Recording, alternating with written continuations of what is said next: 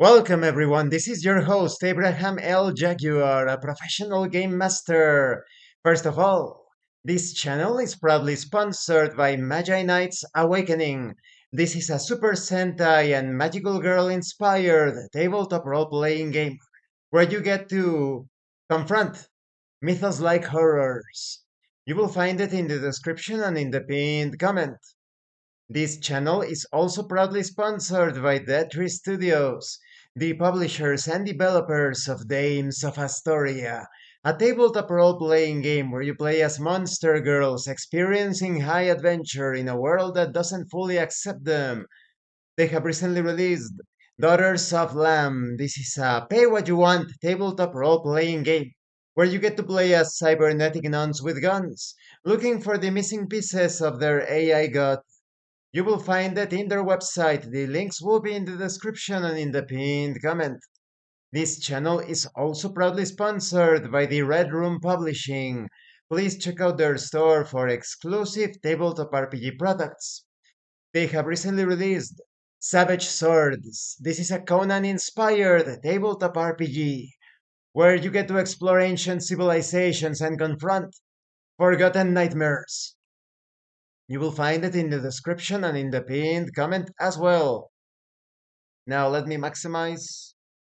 Where are uh, uh, here I am. All right, maximize. Today I am continuing the solo tutorial actual play campaign featuring Dragonbane. If you haven't seen the other parts of this campaign, please check out the playlist in the description below.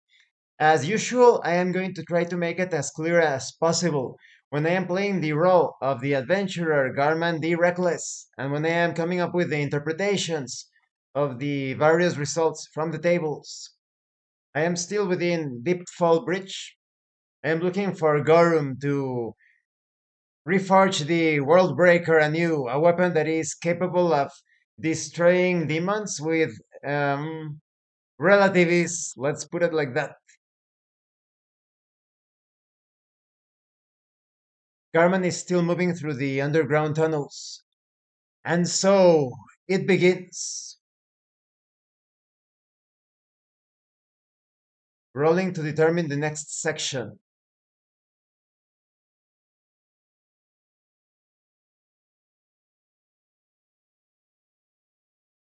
Determining area. Subterranean river.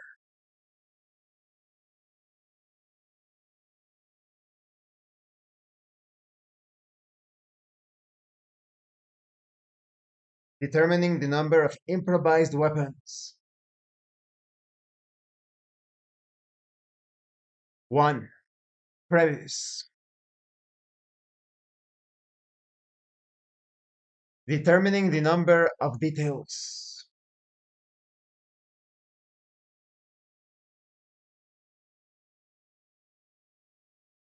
1.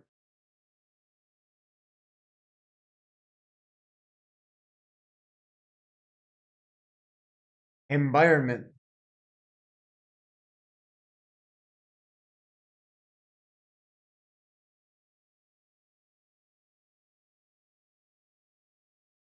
Determining the environment.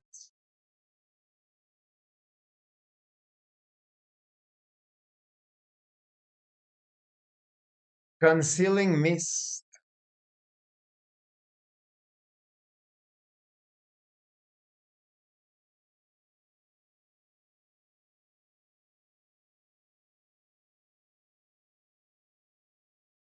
Garman enters a cavern completely choked in mist. There are cracks and signs on the ground that there could be crevices, holes, and pits all over the area.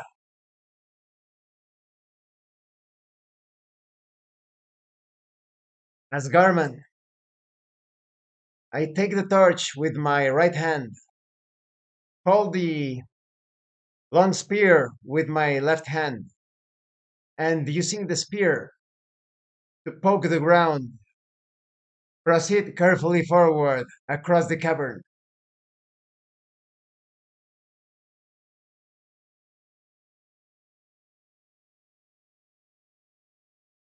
Rolling spot hidden to find the holes and crevices.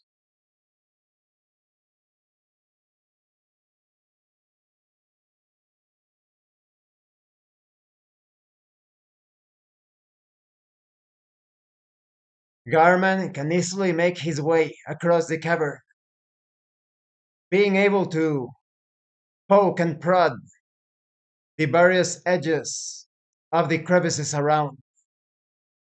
And he continues unimpeded towards the tunnel at the end of the cavern.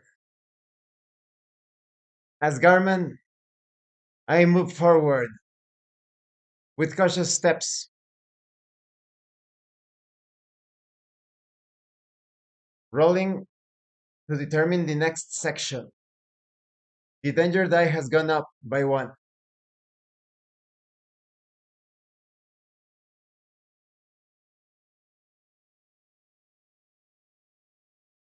Rolling to determine area.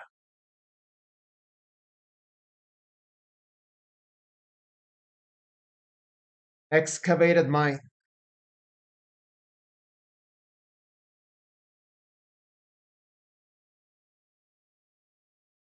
Rolling to determine the number of improvised weapons.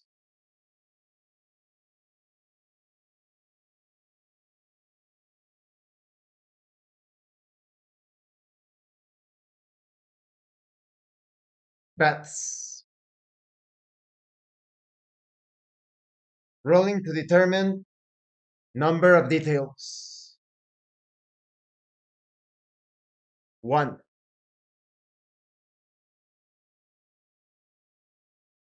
Oddity.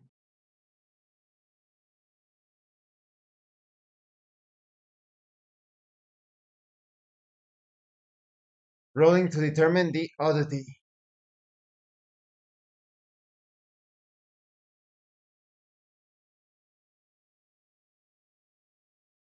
Shifting architecture.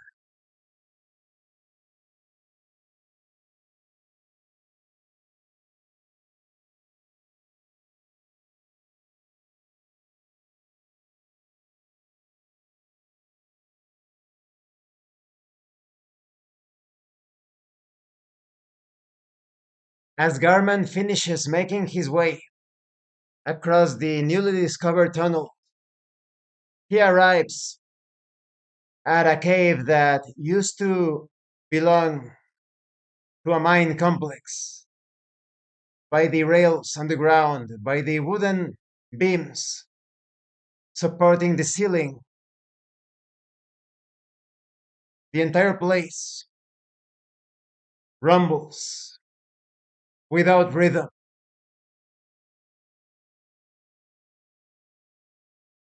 Based on the appearance of the wooden beams, it is quite clear that this cavern will not last for long.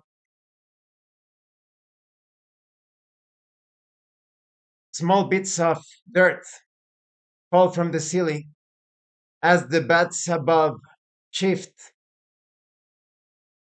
Some of them fly, changing from the sections where they are hanging.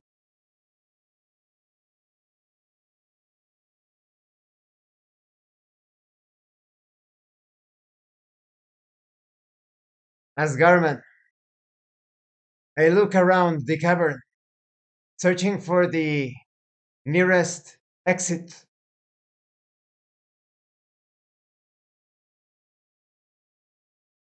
I roll to determine the presence of such an exit using the fortune charts.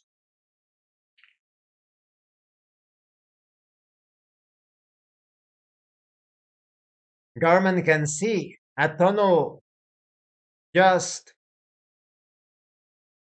8 meters to his left, 8 meters ahead.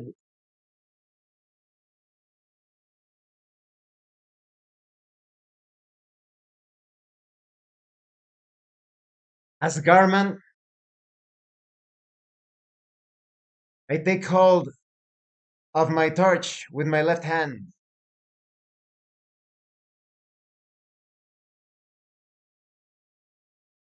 Take the spear with my right hand, ready to support me in case I fall. And I dash towards the tunnel at full speed. I roll acrobatics.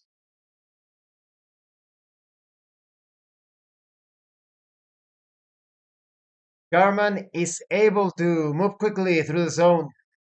Some of the parts of the ceiling collapse and barely miss him, while some of the bats fly in a panic, causing further disruption. But the parts of the ceiling that fall miss Garman completely, and he is able to reach the tunnel safely. As Garman, I continue my steps into the tunnel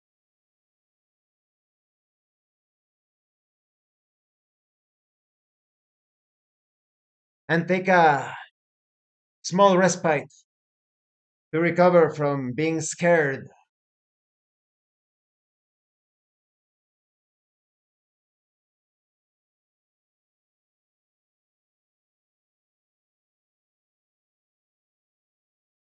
As soon as I finish resting, I continue my journey forward.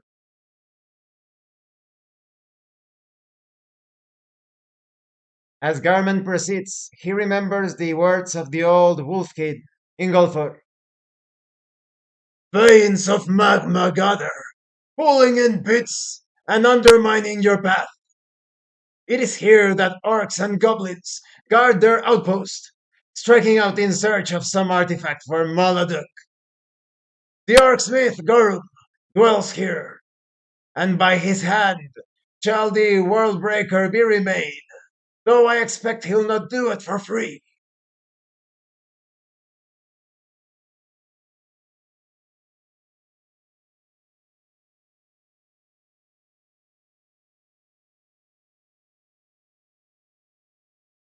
As Garman,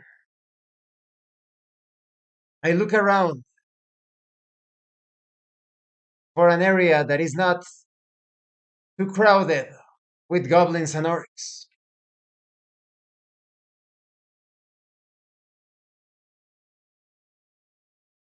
I roll on the fortune chart to determine that.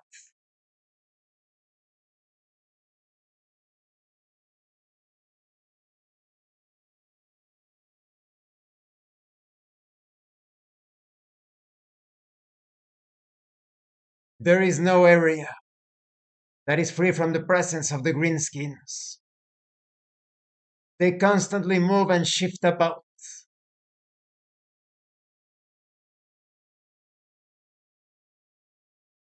As Garman, I look at the structures of the cave, the shoddy huts, the rock formations, and proceed as cautiously as possible, timing my movements with the steps of the goblins and the orcs as they leave various areas. I try to move unseen, keeping to their blind spots.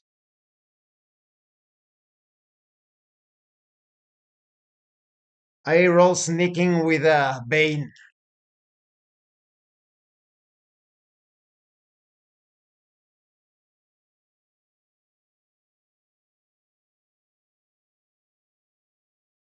With careful steps and timing, Garman makes his way across the cavern until he spots Garu.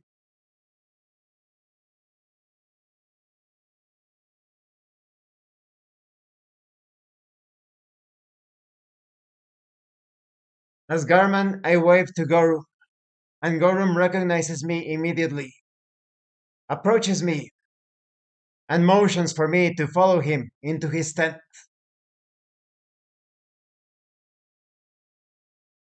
Gorum motions Garman to follow him into his tent.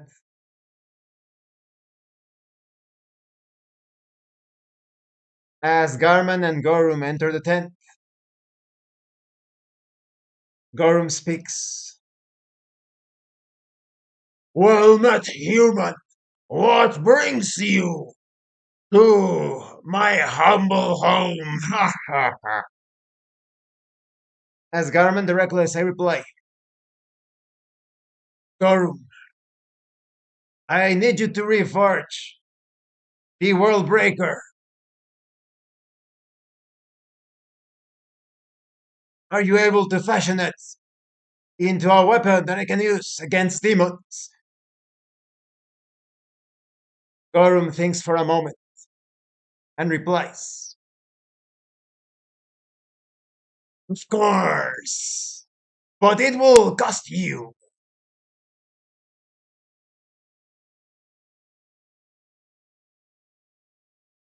As Garman, I reply with a smile,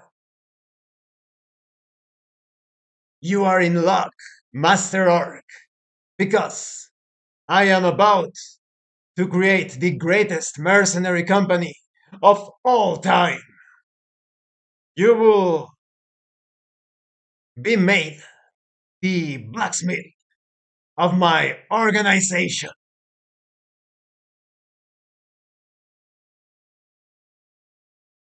I roll persuasion.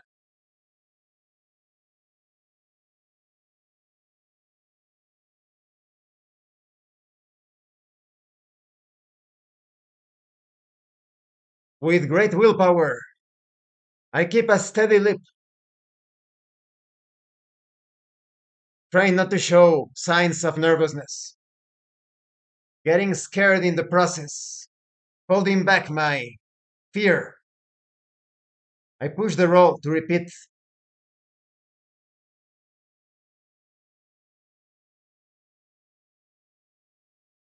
Gorum squints his eyes for a moment, trying to sense ill intentions from Garman. The orc takes a deep breath and answers back. Ah, work has not been very profitable. The orcs and goblins do not appreciate my work as they should, and we rarely have other individuals moving about here. Fine, I accept your proposal. I will reforge the weapon into a weapon of legend, into a sword like no other.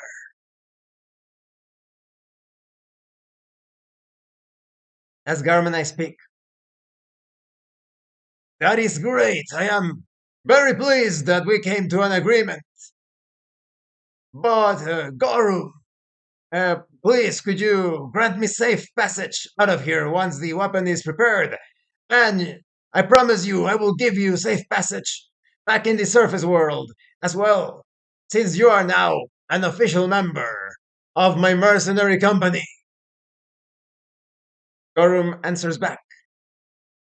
Yes. Oh, I am getting to work finally into a weapon, into forging an artifact worthy of my brutal skill.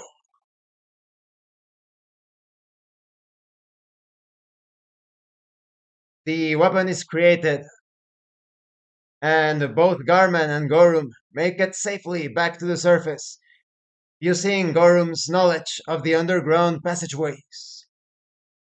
They return to Ingolfor, who speaks. Ha! After being told the situation.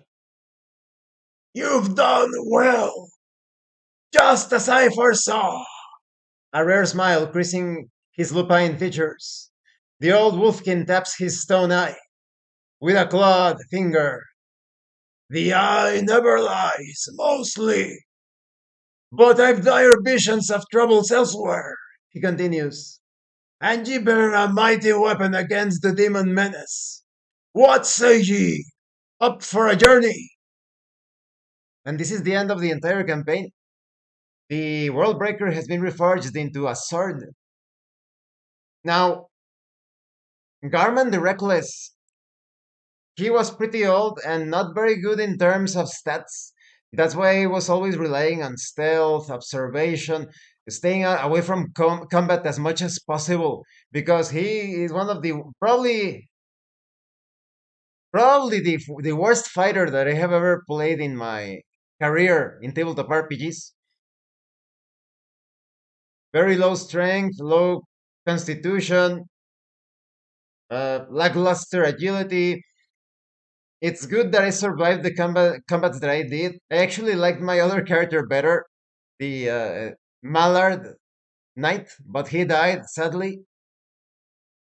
But the if I play Dragonbane solo again, I have these plans for because I was thinking, what if I finish this campaign today? But if I continue some sort of like a Dragonbane solo actual play campaign again, I think Garman is going to retire, and I'm going to create a new adventurer, and that adventurer is going to belong to the mercenary company of Garman that he's about to create, because he is going to end up very rich because of his findings. He's going to be rewarded for securing the world breaker. What was the name? World breaker sword. So he has the money and the fame to create his mercenary company, and the adventurer is going to belong to that mercenary company, and he's going to be wielding the world breaker sword to fight some sort of demon menace that could occur in that campaign. So I really enjoyed the campaign, but the the the structure of the campaign is good. The only thing that I didn't like is, like I said, I have said this in other videos, that you have Ingolfer like telling you about what you are going to find in the different caverns and tunnels. Why didn't they simply, like I said, the author, the this is by Sean Tompkin, I think, from Iron Sworn. He doesn't understand roleplay. He plays games, but does not roleplay in tabletop role playing games. You don't need a non-player character narrating what you are finding.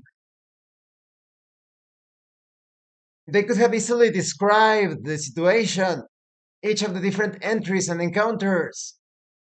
And someone that doesn't know how to solo roleplay, they're going to take a look at this document and will have no clue on how to run a solo session. They're going to be thinking that they always need a non-player character telling them what they're going to find in the various adventure sites. So yes, it's a bit of a mixed bag, right? But thank you for watching this campaign. I enjoyed it quite a bit. Don't forget to leave a like, comment, and subscribe.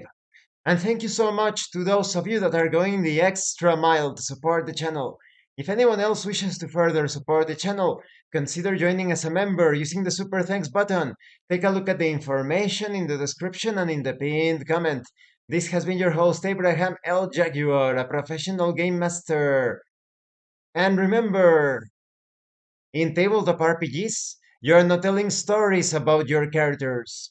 You're experiencing the game world as your characters. Once again, thank you and see you later.